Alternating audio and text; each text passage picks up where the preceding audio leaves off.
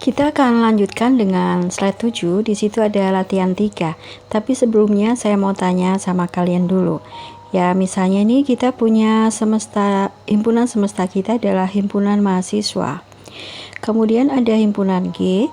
Ini adalah himpunan mahasiswa yang ini huruf apa ya? Mahasiswa yang berambut gondrong. Gondrongnya saya singkat pakai gon aja ya. Kalau menurut kalian, G aksen kita ini apa?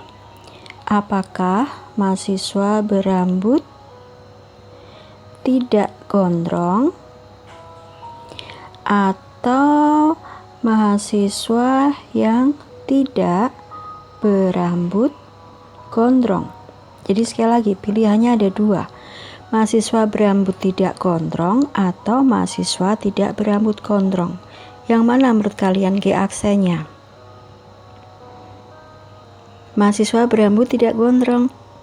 Nah, kalian kurang beruntung ya. Yang betul adalah G aksennya mahasiswa tidak berambut gondrong. Kenapa begitu?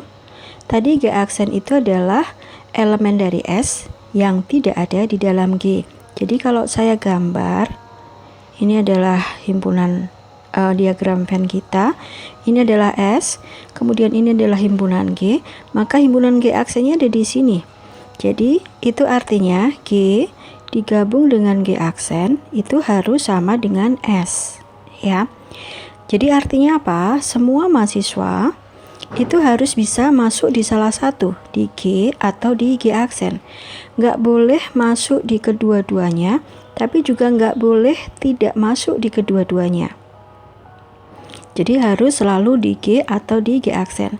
Kalau G tadi adalah mahasiswa berambut gondrong dan G aksen kita adalah mahasiswa berambut tidak gondrong, bagaimana dengan yang gundul?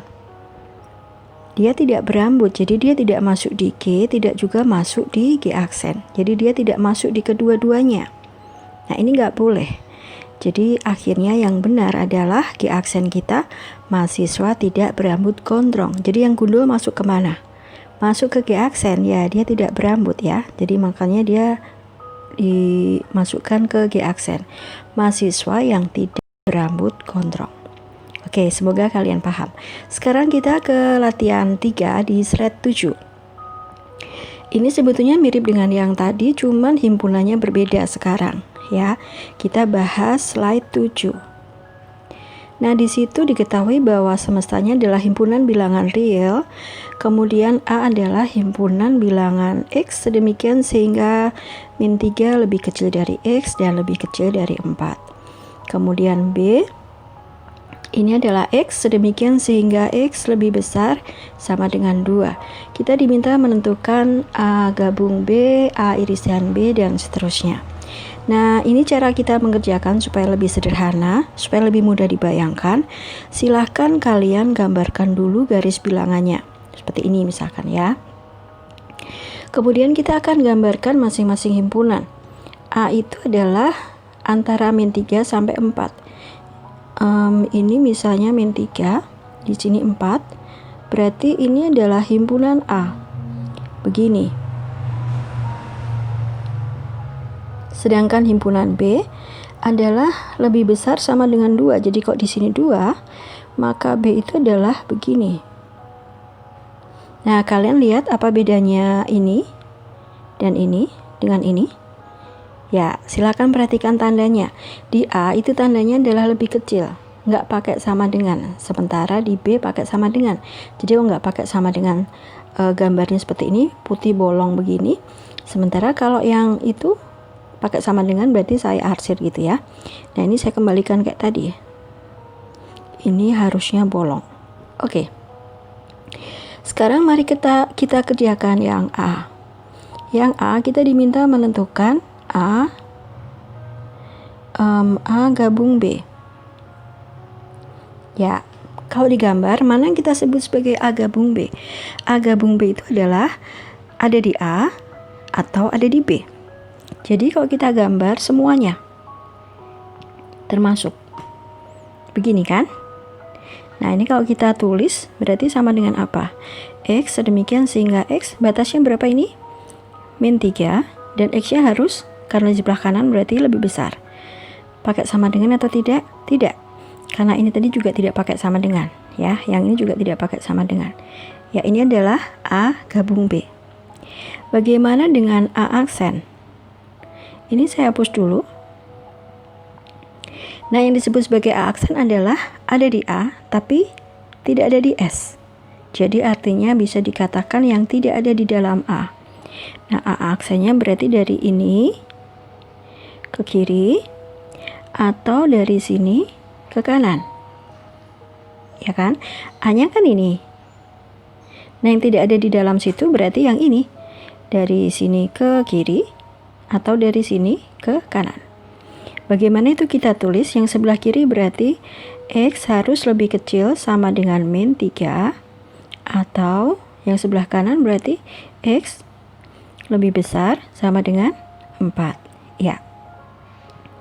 Satu lagi, yang E. Yang dicari adalah A A dikurangi B. Apa artinya tadi itu? Yang ada di A tapi tidak ada di B. Ini saya hapus dulu.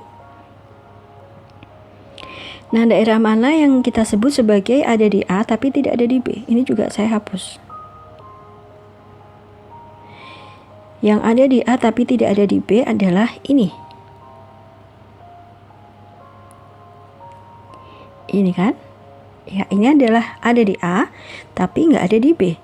Berarti sekarang kalau kita tulis daerah yang ada di A tapi tidak ada di B itu adalah batas kirinya adalah min 3, kemudian X. Ini perhatikan tandanya bolong gini karena X sama dengan 2 sudah termasuk di B. Berarti di sini tanpa sama dengan, di sini batasnya adalah 2. Ya, semoga kalian paham. Kalian bisa lihat di contoh-contoh yang lain yang ada di slide 3 dan 4 itu mirip, ya. Oke. Sekarang kita akan lanjutkan dengan operasi himpunan. Ada di slide ke berapa itu ya? 9, 10, 11. Saya hanya akan bicarakan beberapa aja. Yang pertama kalian lihat ada hukum idempoten. Ya, idempoten. Di situ dikatakan bahwa kalau A gabung A itu akan sama dengan A. Demikian juga untuk irisan. Lalu ada asosiatif. Kalian bisa lihat itu apa bedanya sebelah kiri dan kanan? Ya, yang sebelah kiri itu adalah kurungnya ada di A dan B ya. Sementara di sebelah kanan sama dengan itu kurungnya ada di B dan C. Demikian juga berlaku untuk irisan. Kemudian ada komutatif. Ya, kalau kita tukar itu artinya sama. A gabung B sama dengan B gabung A. Demikian juga A irisan B sama dengan B irisan A. Berikutnya ada distributif. Kemudian ada identitas. Ada involusi, nanti silakan dibaca. Nah, ada satu yang penting, itu namanya adalah hukum De Morgan. Di situ dikatakan di nomor 10 itu bahwa kalau kita punya begini, A gabung B kemudian di aksen, ini akan sama dengan A aksen, gabungnya berubah menjadi irisan, B-nya menjadi B aksen. Demikian juga sebaliknya, A irisan B di aksen, ini akan sama dengan A aksen, irisannya berubah menjadi gabungan, B aksen. Sebagai contoh, kalau kita punya himpunan mahasiswa P, itu adalah, saya ganti aja ya, P itu apa? Mahasiswa yang bisa, yang suka soto. Sementara Q adalah mahasiswa yang suka bakso. Berarti P gabung Q itu adalah himpunan mahasiswa yang suka soto. Ini kata sambungnya adalah atau suka bakso. Nah, kalau ini kita beri aksen begini, ini akan sama dengan P aksen, gabungannya berubah menjadi irisan, kemudian Q aksen. Berarti ini akan menjadi himpunan mahasiswa yang tidak suka soto. Ini berarti kita baca apa? Dan tidak suka bakso. Ya, jadi yang tadinya atau sekarang berubah menjadi dan. Sebaliknya, kalau tadinya P irisan Q, berarti ini adalah mahasiswa yang suka bakso dan soto. Jadi suka dua-duanya. Kalau ini kita aksen, berarti ini sama dengan P aksen, irisannya berubah menjadi gabungan, kemudian Q-nya berubah menjadi Q aksen, dan ini adalah himpunan mahasiswa yang tidak suka soto atau sekarang ya, atau tidak suka bakso. Ya, jadi yang tadinya dan sekarang berubah menjadi atau. Itulah yang disebut sebagai hukum De Morgan. Nah, sekarang berikutnya kita akan belajar tentang himpunan berhingga atau tak berhingga. Ya, tapi nanti kita akan lanjutkan di video yang keempat. Semoga menjadi video kita yang terakhir. Semoga kalian dengan durasi yang pendek-pendek kalian bisa belajar dengan lebih fokus.